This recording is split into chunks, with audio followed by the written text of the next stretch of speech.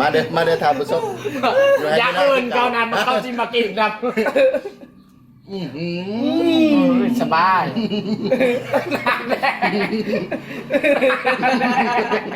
การ์ดเบิร์ดบาทเดียวแล้วไม่ต้องหมดนี่อ่ะก็สบายดีวันนี้เขาชิมาเฮ็ดยังมื้อนี้มากินสบายดี วันนี้เขาชิมาวานมากินหมักเพชรแล้วก็ขิงแล้วก็หมักนาวโบโฟกัสเบิ้งเด้บักพริกหมักนาวขิงไผสนาที่หนึ่งเป็นคนเลือกให้กินเนาะไผแพ้สุดท้ายมันเป็นคนได้กินตายครับพี่เพื่อนพี่น้องขี่ตายครับอ่ะก้อยบ่ตายกับคังเรื่องอันนี้ก็คือมีบักพริกหมักนาวขิงแล้วก็วานกัน3คนไผแพ้คนสุดท้ายมันได้กินผู้ชนะคนที่1ไผชนะคนที่1มันอยากให้กินยังก็ให้อยากให้คนแพ้อยู่ยังให้โอเคเนาะโอเค1 2เห็นเฮาอย่าบ่จำนี่น้ำเลยจำนี่น้ำเลยจำเกลือเลยจำเกลือกันจำนะ1 2แม่สเปรย์ซันตัวชายพากินเอาไว้เริ่มกันมาที่ตาเขาลืมแต่ชูเฮ้ยชูเฮ้ยผูอันนี้ตายโลดอันนี้ตัวแจวกินยังตายแต่เอาแนวก็แนวชาตะบิดเอาคิงกันซะก็โมหะอันนี้เอากินคิงเลยทันผสมนะมาเลยมาเดินไปนอกอยู่ไฮยูน่าคือเก้าไอ้บุไลเอาแล้วบ่แม่นอันนี้อก้อยสื่อมาแล้วน้องตรงจะเลยกินนะครับกืนนะเบิร์ดกืนเลยเร็วยำก้อนถ้ายิดเดี๋ยวจะพากินน้ำกินตั้งหลังกอกเด็กกอก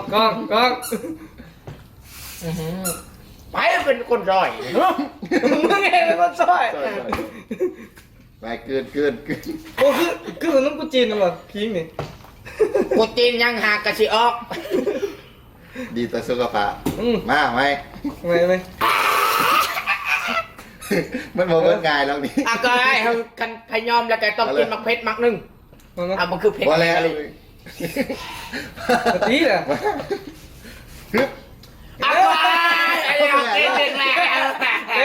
ะวันไปสั่งมั้งเอากินมักนาวเชี่ยวกินคิงนี่ห่างเขาชิออกไปมักนาวกันแล้วมันจะอีกตัวอันนี้ก็แล้วก็โมกยองตะบุเพื่อแพมูก็หมกเพชรเบิ้งในกว่าเขาจะกินทรงเสืออันนี้ไหนมันทองเสือตายกันอุ้ยบายพากัน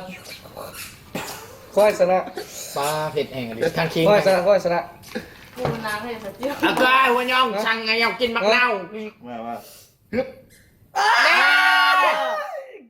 ไหนจะเป็นคนสั่งเอาสั่งมันเห็นมันกินคิงกระซอยมาอยู่ไอ้พลังให้มันกินคิงแล้วนะพ่อกระซอยมาอยู่โอ้คือตอนไงเท่านี้โมเลมันสวยตอนไหนกินมึงบ่ตายกับครั้งเรื่องที่กูกินกูก็ยังกินเพชรก็พี่อยู่ว่ากินเบิร์ดบ้างครับน้ำเผ็ดแห้งเลย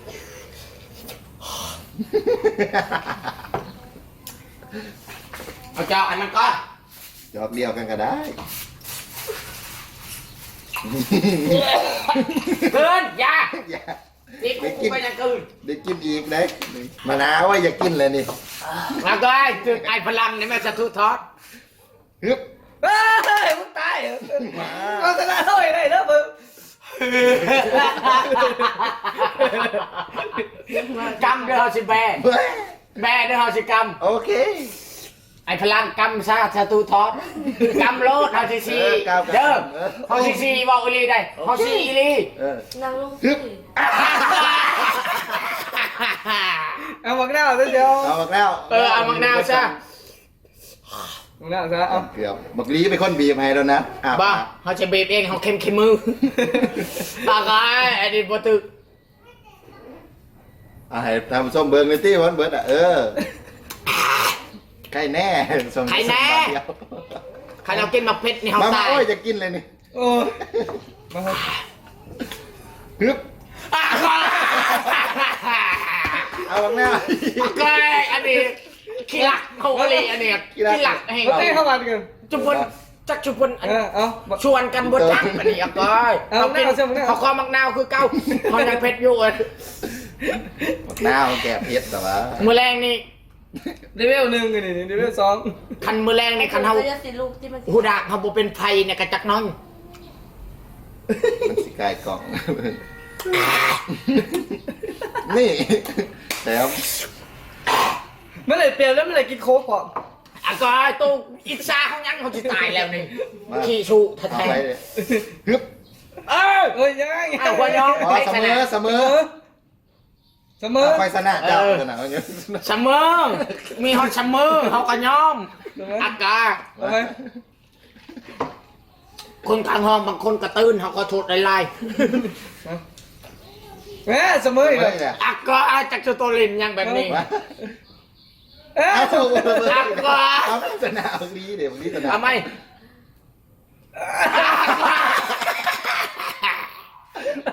เอาไว้กัน ตั้งกัน เอาบังหน้าอีกซะเอา อ่าบางดาวเขาอีต้นเฮา แน่หรอ ใครแน่เขากินตลอดอันนี้ ไม่ได้เบิกเลย กี่ตัวเอาแหละเนี่ยนัดกันมากับพ่อจัก จะกลายกล่องเยอะยังเสียบอยู่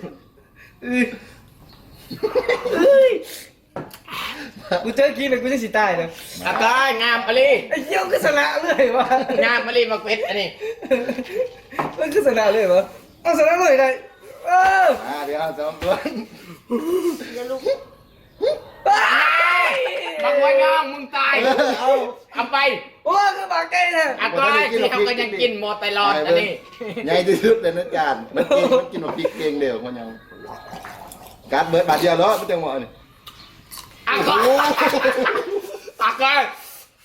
เชี่ยวเอาแบบทีโคกสนับสนุนเท่านี้อะมอนี่กันนี่ โอ้ยพอเห็นว่ามัน โค เรีย ก น นี่ คิดกินเป็นทงตัวนี้สีสมมีแน่นี่ พอแล้วเชียวว่าค่ายทีมใช่เขาอีต้นโต บ่ ป้ากืนเลยพี่น้องป้าเชียวเขาอลี่อันนี้เชียวพอยอง ว่าคัดกินคิงเข้าไปอีกในใต้เลยเม็ด ป้า ว่าคนแอฟริกาที่เขากินแอฟริกา คนแสดงก็เป็นคนจริง ๆ ไม่ใช่ตัวแสดง กินอิลี่พี่น้องไอ้พลัง อยากแล้วเว้ย พลังเวนจะกินอย่างที่ตัวเอาอันนี้กินหลักแห่งกะลีอันนี้ โอ้เออมากมีแต่คิงบอก นะ อันกำซะ มาเก้ากับกัม อันนี้ยังกำวัวยาวอากายตาลอดไอ้ผู้เช้าว้าน างลงมันออกจากกล่อง ออกจาก อากายเขาก็อยากออกในจากบาทหนึ่ง ออกจากกล่องโมเมนต์ออกกล่องแฮ่ แฮ่ มาโอ้ เขาทำใจก่อนจากบาท กินเด้อนี่เด้อไว้แพ้เลยกินเด้อ ทีมก็เอาตัวน้อยนี่ชานี่เอาเนาะไอ้พลังเอาตัวน้อยชาอีกต้นเขา จะมา แน่ อีกหน่อยได้อยู่นี่ กระไดอยู่ เอาเด้อไว้สิได้ ใครแน่ กัดคู่กันหน่อยได้ห้ามยังเฟซตัวเดียวเลยนี่เอาไหมรางวัลผู้ชนะเอานี่ เอาหักกินหน่อยหนึง ทายผู้ชมเบิ่ง อากายหัวยองหัวตายกับข้างเรื่องกินนี่กินมะเพ็ดข้าวสาก ชำนี่ ให้เบิ่งให้เห็นหลักฐานนั่นเป็นว่าตัวเป็นสีทายมาเห็นยังคลิปก็สิวะ เขาลินจริงอันนี้ ได้มาเลยครับ ลินจริงเจ็บจริงนะ โอ้โห คนจริง ๆ คนในภาพก็เป็นคนจริง ๆ ไม่ใช่ตัวแสดง นับกัน อากาย ดับไปไหมเนี่ย ว่ายัง ดับโคกชิเบิร์ต โตชิกินกันจนหมดแล้วอันนี้ ก่อนเอามาใส่ในติ๊ก โตคิลักแห่งอลีชองคนจุโตมีแต่คิลักให้เรากินคนเดียว ฮะ ไปกินเคยกินโค้กกินไงมากินลายจุกขึ้นมาเลย กินอยาเบาเขาเรียนแท้อันนี้ก็จักชิวางเป็นยังเขาเรียนแท้รู้ได้กินเชี่ยวเขาชิเป็นกำลังใจให้แล้วก็ไอ้ขักอลีหัวยอง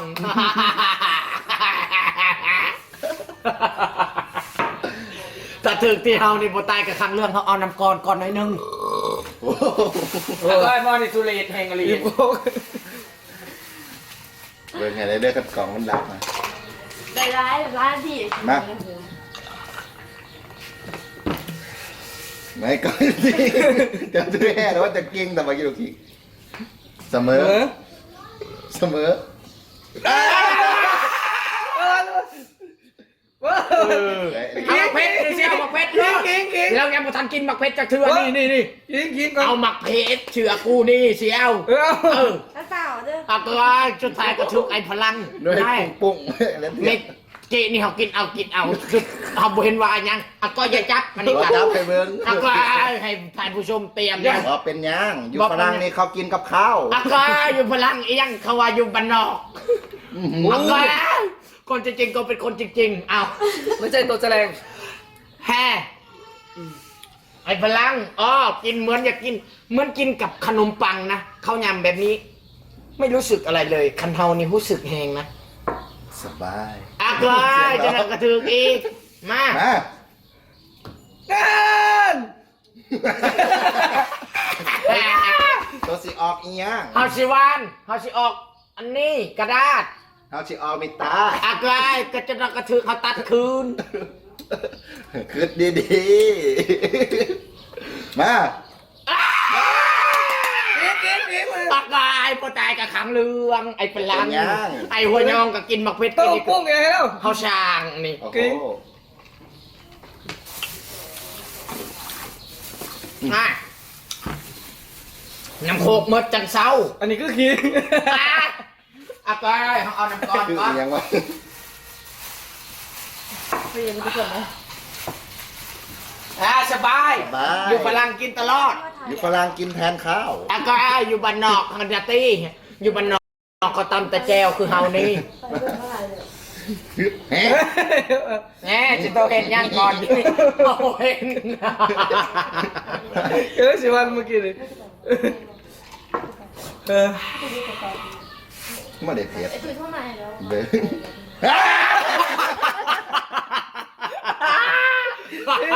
ใหญ่เร็ว มันสิเลยจบคลิปแล้วแนวนี้ ไอ้กินคิง กินคิงอีกก็ ขอคิง กิ ส น บา คิ ย งสบาย อยู่พลัง อยู่พลังละบ่มีสบายมากเลยนะจนไอ้เอาที่ไทยเบองลัง สบาย สบาย ไม่เมื่อเดิมญาตินำเลยนะ เก่าจอกูเบิด เดิมญาตินำเลยวะ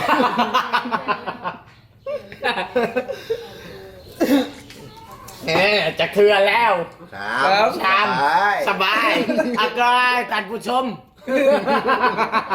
มา อากาย ได้ครับกูนี่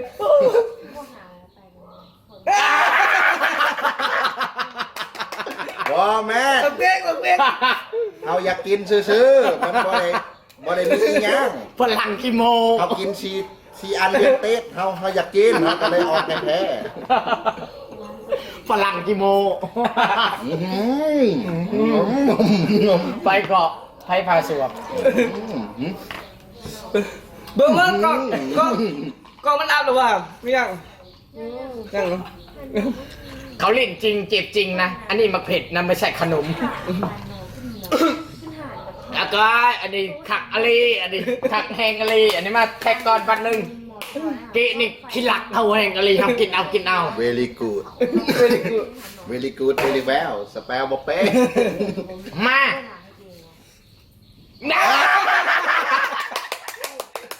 ต้องเอามะ เอา นาว ตั้งใจ เอามะนาวซะ มันแหงเทปมันจะกินหลายแนว บอแมนเพชรกับเรื่องของเจ้า ที่เจ้ากิน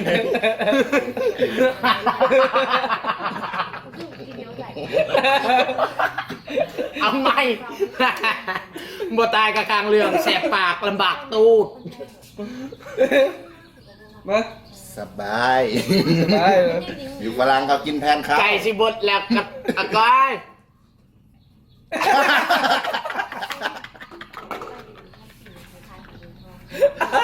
เขาตั้งใจจะคิดว่าคอยอยากอะไรไปสนามมาลายเถื่อแล้ว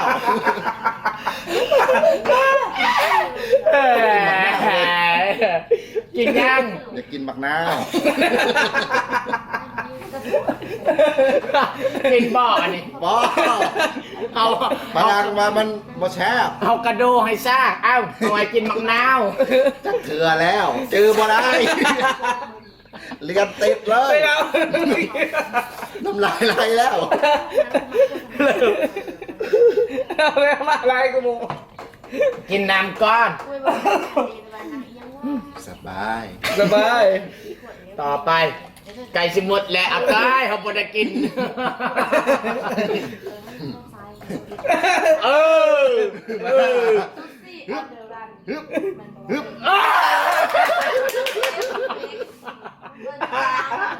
เอาอย่าไปบอกเป็นหยังมาสบายกว่าหมูมาเด้อทานผู้ชม อยากเอินเกานั้นมาเข้าจิมากินครับสบายหน้า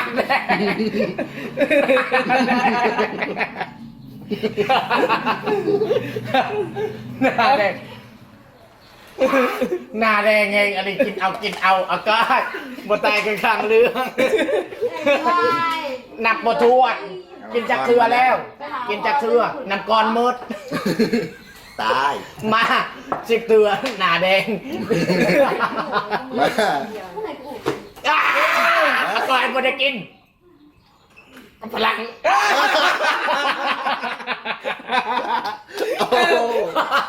บอกเป็นหยังมาร์คซีนั่นเขาว่าบอกเพหักหนากูแดงกว่านี้แดงกว่าวิก เจ็บห่วงกันจะ มาเด้อพี่น้อง เป็นแดงหน้าแดงสิเตือเนี่ยบ่ได้กิน เด็ดติด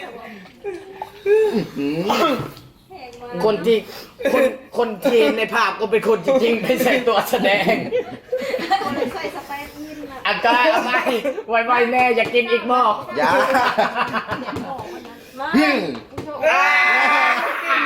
อาการ ตามค่ายทีม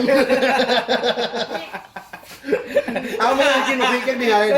เขาเลยกินเขาเลยร้องครับ เขาก็กินเทื่อนึงกันเด้ เอาแม่น มันกิน อา คน การเขาบ่จมหากกะดีละเด้อ้าวเมียเขาถูก เอาแม่น เขาแม่ ไม่ได้แกล้งไม่แกล้ง แหมเอาคือนอนแม่เตรียมห้องน้ำไว้ให้เอาแน่เขาจะกินวันเดียวจะชอเขากินอาทิตย์นี่เห็นนะบ่นี่กินมาเผ็ดนี่หยุดก่อนไอ้พลังแนมเฮาแน่ เอา จะไหนเฮาดึกทิม เลย โอ้ยทำเรียกทำงานเนาะ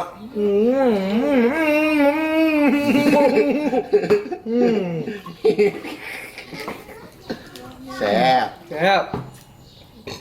โอ้มันจะไม่ได้ขิง เอา ครบเป็นตุ๊กกันดิเวิร์ด เอาจักแล้วว่าไอ้พลังเป็นยังจังอยากกิน ฮะมันแซ่บ มันเผ็ดแหมเอาว่าพักก่อนไปได้แต่ก่อนกรุณาพักก่อนกรุณารอสักครู่นะพวกเราทำใจก่อนนะบัดหนึ่ง ไปกินเบียร์ปะ ไอ้พลังกินลายกู มองไปมันดาวเดี๋ยวก่อน ยัง พวกเราเล่นจริงเจ็บจริงต่อไปเราจะแกล้งไอ้พลัง ปิด นะ คลิปกันต่อ มาปิดคลิปกัน ปิดคลิป อย่าพาวเอาอีกมัดหนึ่งนี่เอาอีกมัดหนึ่งคิงนี่เอาไว้ทีมเช้าอ่ะ พอแล้วทีมนี้สร้างมากับปลาแบบนี้ อ่ะก็เอาย่อมตัวนี้ กินเลยปวดหาง อ่ะ อันสุดท้าย ไม่ได้เหรอ อ่ะก็เอาหมักหนาว พอแล้วแม่เอาจะกินลายแหละ แล้วมึงบอกมึงทายได้อีกแบบนึง เบิ้ลเลยพี่น้องมาพริก บ่อยเจ้า เลยกิน อ่ะก็สำนีบทสะเทือนเขาดอก บอสพอแล้ว อันตรายคาหมอสำนีก็ยัง มัน ยาน จักนาทีอะไรคลิปนะ เจ้าเราไปจับ ยานนิดยังสำนียังยาน กิน ซาลาที อ่ะก็จักสิถามมันยังชุคอยอยู่3 คน แล้วสิถามเนี่ย เขาจะกินก้อนนี่อย่าว่าลายคนที่เห็นในภาพก็เป็นคนจริง ไม่ใช่ตัวแสดง ๆของ เนี่ยยำมัน หา ำ เงิน เขากระบอกขยักปานนันดอก กี่รัก แนมเอียงไปมา แล้วนี่ นี่เย็นตัวนี้เย็น